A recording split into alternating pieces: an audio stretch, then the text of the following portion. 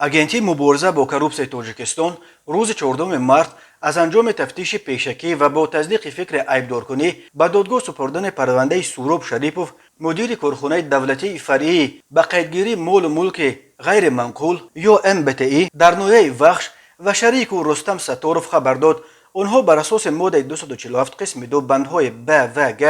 кодекси ҷиноятии тоҷикистон ба қалобӣ аз ҷониби гурӯҳи шахсон бо маслиҳати пешакӣ ва бо истифода аз мансаб ки боиси расондани зарари ҷиддӣ шудааст айбдор мешаванд. Агентӣ гуфт, Шарипов Суроб бо ҳаммаслаки худ Сатторов Рустам барои омода кардани шиносномаи техникии манзили истиқоматии Шаҳрванд А ба масоҳати 0,08 гектар аз ном бурда маблағи 5000 сомонӣ талаб намуда, вале дар натиҷаи гузарондани чорабиниҳои оперативии тафтишотӣ аз ҷониби кормандони агентӣ Шарипов ва Сатторов ҳангоми гирифтани маблағи 5000 сомонӣ аз Шаҳрванд А дастгир карда шуда, маблағи мазкур ҳамчун далели шайъӣ дарёфт ва гирифта шуд. ҳоло ба Суроб Шарипов ва Рустам Сатторов барои қалобӣ ҷарима ба андозаи аз 365 то 912 нишондиҳанда, барои ҳисобҳо як нишондиҳанда 64 сомонӣ ё ҳудудан $5000 ва ё аз 2 то 5 соли зиндон бо маҳрум кардан аз ҳуқуқи ишғоли мансабҳои муайян ё машғул шудан бо фаъолиятҳои муайян ба муддати то 5 сол ё бидуни он таҳдид мекунад. Вале таҷрибаи додгоҳии Тоҷикистон нишон медиҳад, ки аксари мансабдорони бопора ба даст афтода бо пардохти ҷарима халос мехӯранд.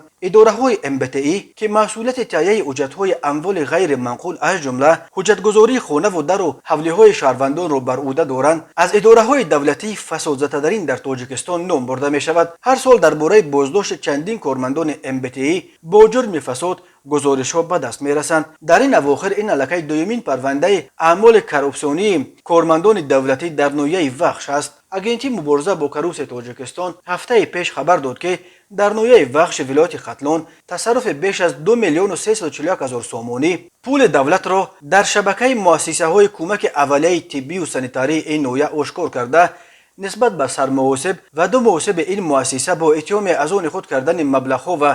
сохтакории хидматӣ парвандаи ҷиноятӣ кушоданд. ин парванда аллакай ба додгоҳ ирсол карда шудааст. ба сармуосиб ва зердастонаш акнун барои сохтакории хидматӣ бар асоси моддаи 323 ҷарима ва ё то 2 соли зиндон ва барои аз они худкунӣ бар асоси моддаи 245 ҷарима ва ё аз 3 то 15 соли зиндон таҳдид мекунад. Тоҷикистон дар гузоришҳои байналмилалӣ дар қатори кишварҳои аз ҳама фасодзада ном бурда мешавад. мақомоти Тоҷикистон худашон ҳам коррупсияро як таҳдиди ҷиддӣ ба рушди кишвар ва ҳатто